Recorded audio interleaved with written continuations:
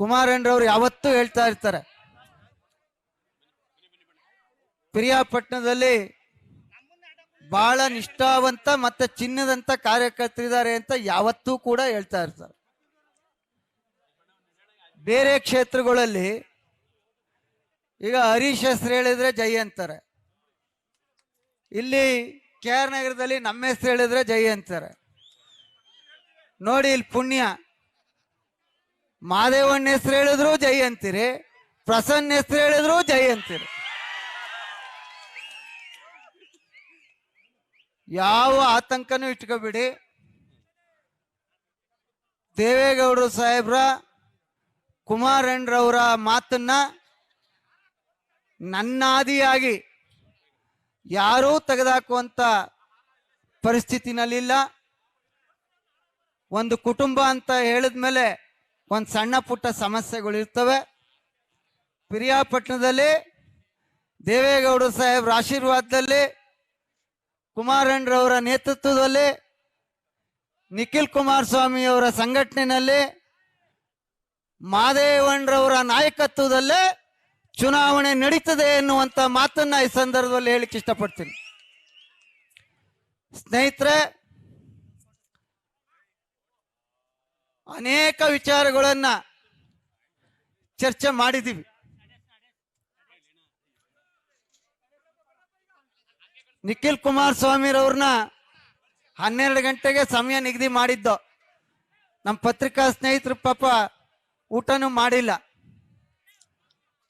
ನಮ್ಗೆ ಅರ್ಥ ಆಗ್ತಾ ಇದೆ, ಆದರೆ ದಾರಿ ಉದ್ದಕ್ಕೂ ಮೆರವಣಿಗೆ ಇದ್ದದ್ರಿಂದ ಸ್ವಲ್ಪ ಕಷ್ಟ ಆಯಿತು.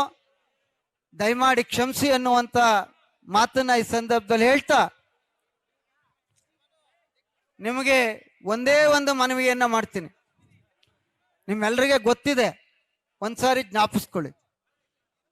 ಈ ರಾಜ್ಯದಲ್ಲಿ ಕುಮಾರಣ್ಣರವರು ಮುಖ್ಯಮಂತ್ರಿ ಆದಂತ ಸಂದರ್ಭದಲ್ಲಿ ಕರ್ನಾಟಕ ರಾಜ್ಯ ಎಷ್ಟು ಚೆನ್ನಾಗಿತ್ತು ಅನ್ನುವಂಥದ್ದನ್ನ ಒಂದು ಬಾರಿ ಯೋಚನೆ ಮಾಡಿ.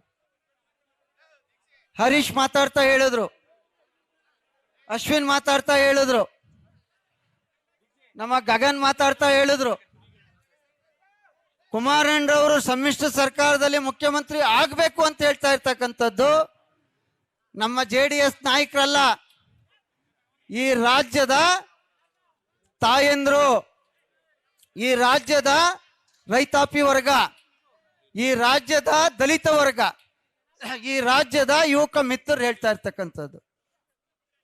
ಕುಮಾರಣ್ಣರವರು ಸಮ್ಮಿಶ್ರ ಸರ್ಕಾರದಲ್ಲಿ ಮುಖ್ಯಮಂತ್ರಿ ಆದ್ರೆ ಈ ರಾಜ್ಯ ಉಳಿಲಿಕ್ಕೆ ಸಾಧ್ಯ ಅನ್ನುವಂಥದ್ದು ಈ ರಾಜ್ಯದ ಜನತೆಯ ಕೂಗು ಅನ್ನುವಂಥ ಮಾತನ್ನ ನಾವು ಈ ವೇದಿಕೆ ಮೇಲೆ ಜ್ಞಾಪಿಸ್ತಾ ಇದ್ದೇವೆ. ಸ್ನೇಹಿತರೆ,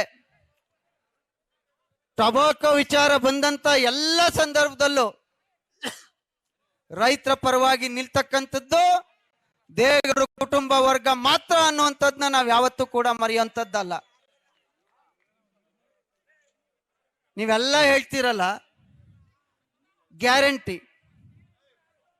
ಈ 2,000 ರೂಪಾಯಿ ಗ್ಯಾರಂಟಿ ಒಂದು ಮನೆಯಲ್ಲಿ 4 ಜನ ಇದ್ರೆ ಒಬ್ರಿಗೆ ಕೊಡ್ತಾರೆ.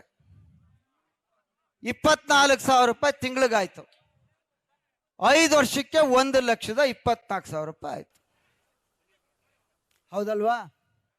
1,24,000 ಆಯ್ತು.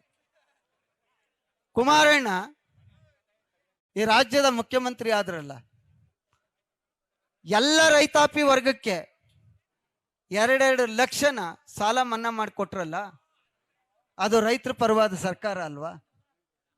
ದಯವಿಟ್ಟು ಯೋಚನೆ ಮಾಡಿ.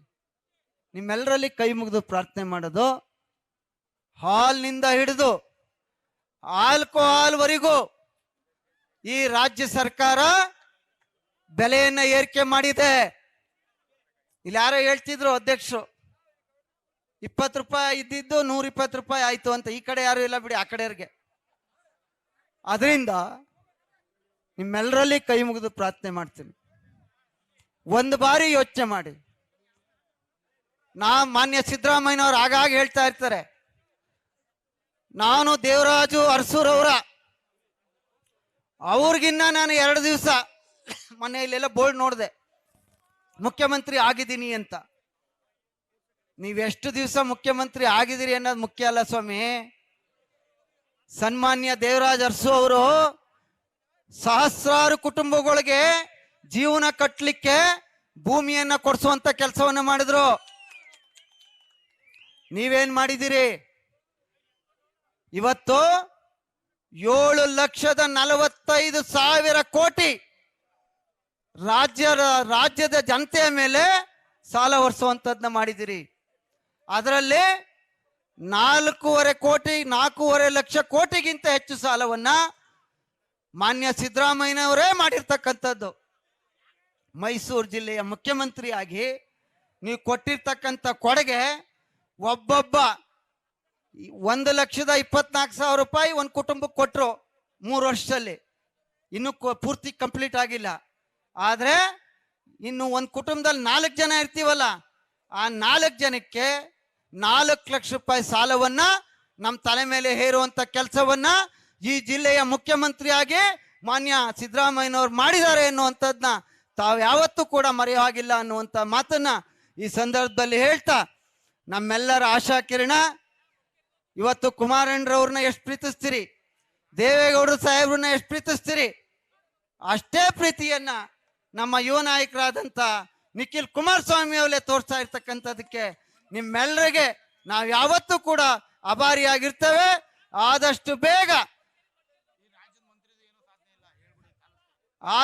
ಬೇಗ ಏನು JDS ಅಂದ್ರೆ ಕುಟುಂಬ ಅಂತ ಹೇಳಿದ್ಮೇಲೆ ಅಣ್ಣ, ತಮ್ಮ, ತಂದೆ, ಮಗ ಎಲ್ಲ ಸಣ್ಣ ಪುಟ್ಟ ಸಮಸ್ಯೆಗಳು ಇರ್ತವೆ. ಅದಕ್ಕೋಸ್ಕರನೇ ಅರ್ಧ ದಿವಸ ಕುಮಾರಣ್ಣರವರ ನೇತೃತ್ವದಲ್ಲಿ, ಮಾನ್ಯ ನಮ್ಮ ನಿಖಿಲ್ ಕುಮಾರಸ್ವಾಮಿರವರ ನೇತೃತ್ವದಲ್ಲಿ, ನಮ್ಮ ಹರೀಶ್ ಅವರ ನೇತೃತ್ವದಲ್ಲಿ, ಅಶ್ವಿನ್ ಕುಮಾರ್ ಅವರ ನೇತೃತ್ವದಲ್ಲಿ, ನಮ್ಮ ದೇವೇಗೌಡರು ಸಾಹೇಬ್ರ ಆಶೀರ್ವಾದದಲ್ಲಿ, ಪಿರಿಯಾಪಟ್ಟಣದ ಜನತೆಯ ಆಶೀರ್ವಾದದಿಂದ ಮತ್ತೊಮ್ಮೆ JDS ಪಿರಿಯಾಪಟ್ಟಣದಲ್ಲಿ ಗೆಲ್ಲಿಸುವಂತ ಕಾರ್ಯಕ್ರಮವನ್ನ ಇನ್ನು 15 ದಿವಸದೊಳಗೆ ಇತ್ಯರ್ಥ ಮಾಡ್ತೇವೆ ಎನ್ನುವಂತ ಮಾತೇಳಿ ನಿಮ್ಮೆಲ್ಲರಿಗೆ ನನ್ನ ಸಾಷ್ಟಾಂಗ ನಮಸ್ಕಾರಗಳು ಮಾಡಿ ಮಾತು ಮುಗಿಸ್ತೇನೆ. ನ್ಯೂಸ್ ಫಸ್ಟ್ ನಿರ್ಭೀತಿಯಿಂದ ನಿಮ್ಮ ಪರವಾಗಿ.